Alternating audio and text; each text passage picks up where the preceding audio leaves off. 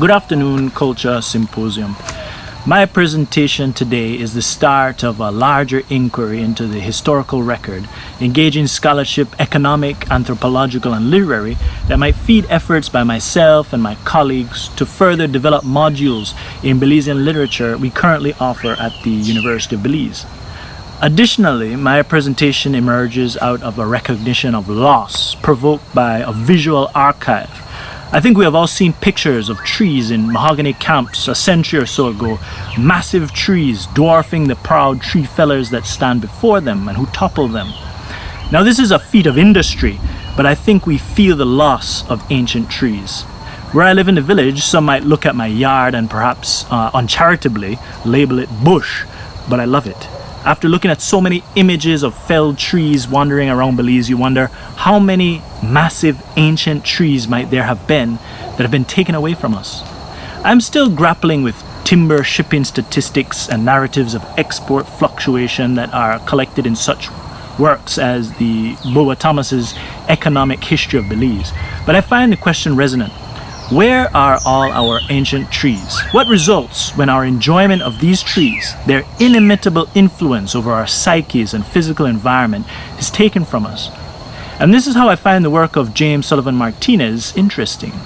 Here is a poet and lumberjack who is representing his everyday experiences through a particular mode of cultural expression, poetry, infusing local experience into imported styles, creating something new from borrowed modes.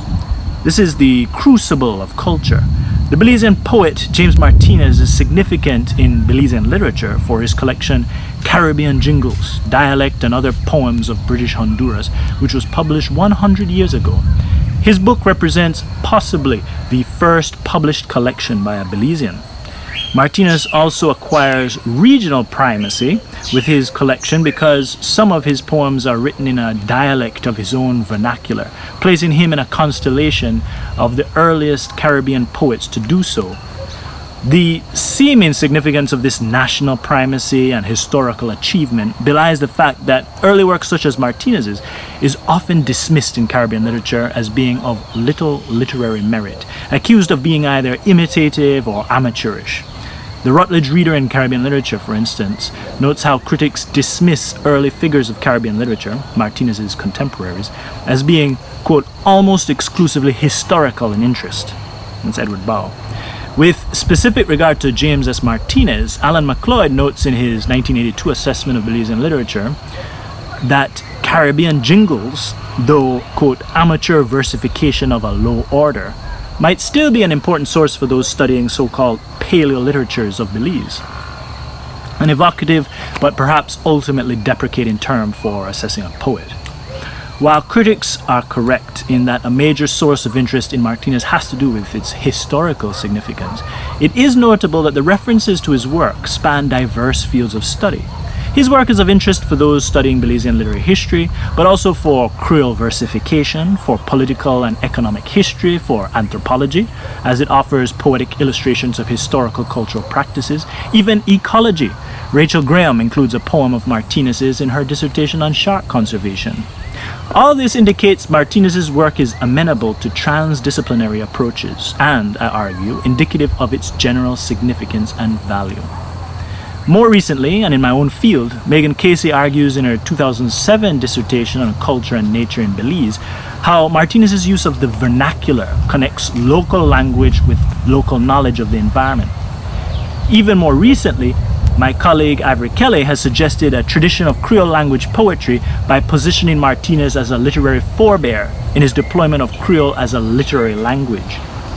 What unifies these diverse approaches to Martinez's work, whether they lean critical or celebratory, is a recognition of the superiority of the vernacular poems over the mawkish and imitative Victorian-style poems in Standard English that would have been outdated even then.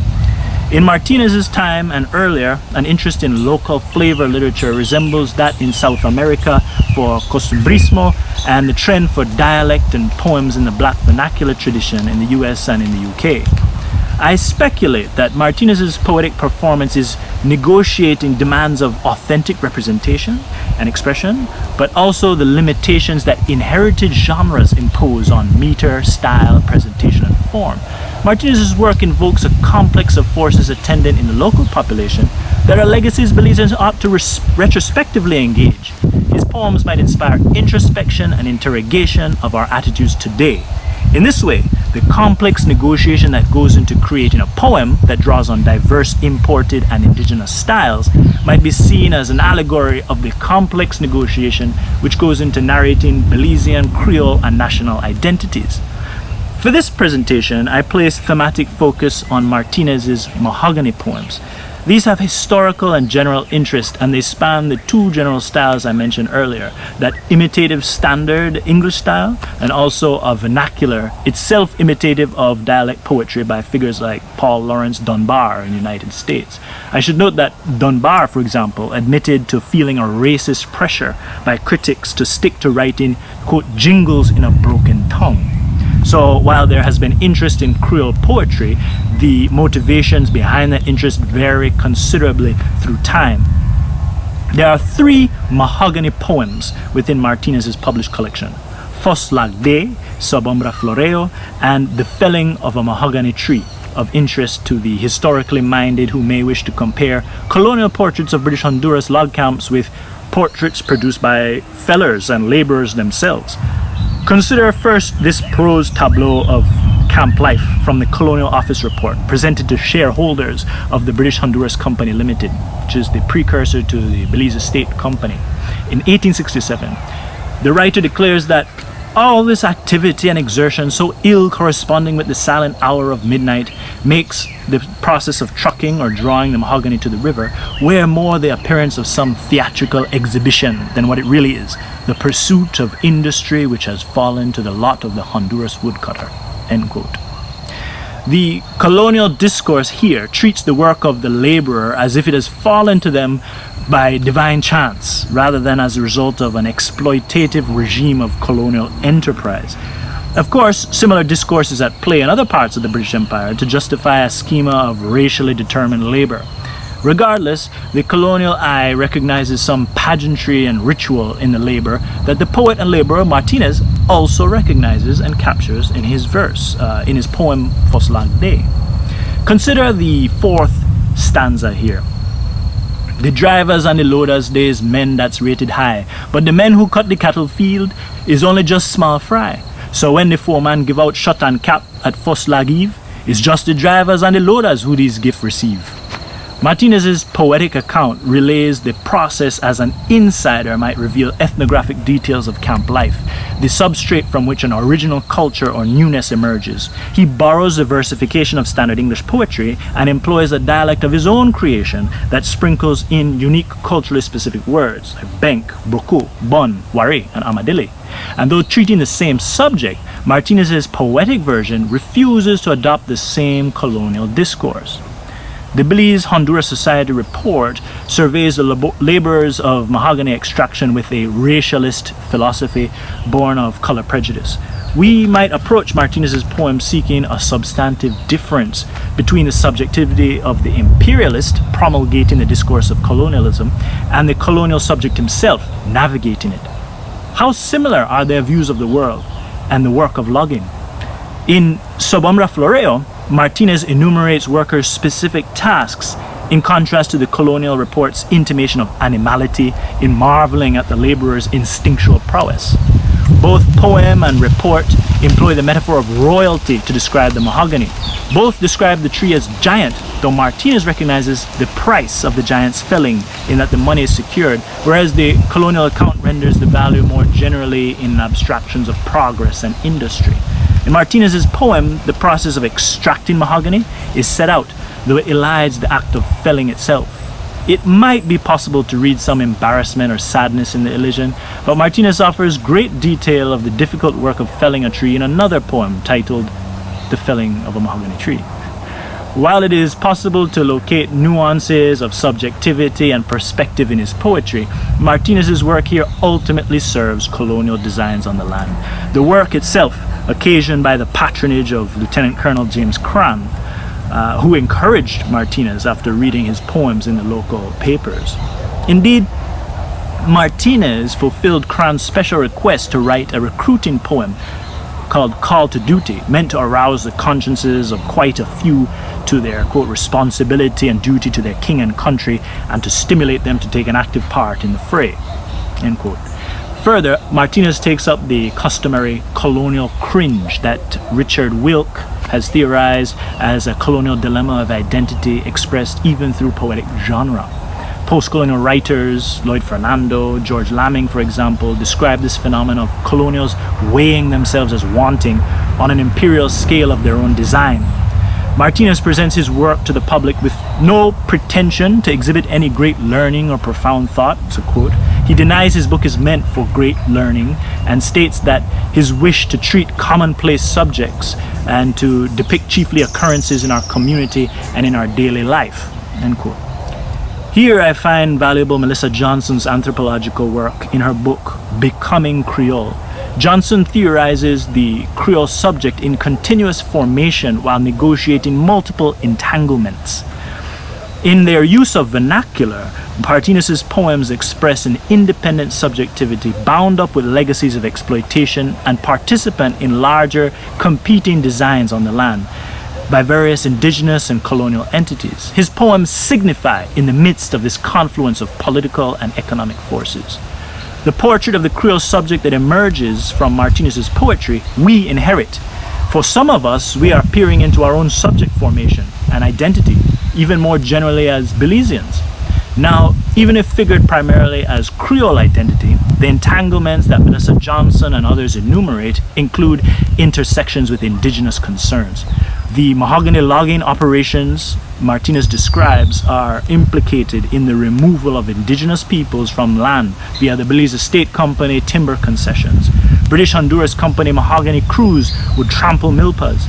Contractual agreements between colonial governments and indigenous farmers were made exchanging items for promises to, quote, respect the mahogany. The same respect is perhaps articulated by Martinez in his ironic coronation of the tree on the occasion of its felling, while ostensibly providing a perspective of camp life from below. Martinez's mahogany poems suggest a complex locus of competing and sometimes contradictory interests. The poems navigate discourse around colonial resource extraction and the cultural emerging therefrom. At turns playful, celebratory, and elegiac, Martinez's poetry evokes nationally significant sociological and ecological arrangements. Drawing on the language of Melissa Johnson, the poems reveal a specific set of entanglements intrinsic in extractive capitalist economies that rural Belizeans have been negotiating from colonial times to present-day tourist-based economies and land use schemes. I note that James S. Martinez's poems are collected in this one manuscript we have. There are references to his poems appearing in early newspapers, the Belize Independent and the Clarion. During my initial search at the archives and in preparing for this paper, I noted that the specific issues of the newspaper containing the bulk of Martinez's serialized poems is missing. Copies of the 1920 issues of the Belize Independent were not available in the archives. And until I complete further sleuthing, I hypothesize they no longer exist. Missing. Much like the trees cut down for export in earlier decades of our Belizean past, these first instances of the poems are missing from the landscape. So we have this parallel of loss, an archive of loss. If I were to position James Martinez as an important figure in a tradition of Kriol literature, I would do so invoking this complex of nostalgia, celebration, cultural growth, but also violence, opportunism, oppression, and loss. And finally, if you will indulge me, I'll share a poem provoked by this inquiry and inspired by James Martinez's act of creation. And I think it appropriate to draft it in a contemporary literary Kriol of my own vernacular. I see this picture the other day with a big mahogany, so broad 8 man stand up front and still can't touch the sides. One other one then chop and the circle of the tree could have fit in a whole house. The mahogany got man like ants, the fire bite with their iron saw. They try catch the tree off guard. High and mighty, the mahogany then look up with praise. Then long arm raise up out of the sky. The tree then it dance one slow, slow dance where nobody I can understand. Like on top the spin along with the whole world. Which part I could find a tree that size? I watch the picture like then take away the tree from me. That who care they make the picnic they can't see one ancient tree that Belize. This is our history. History carry tree.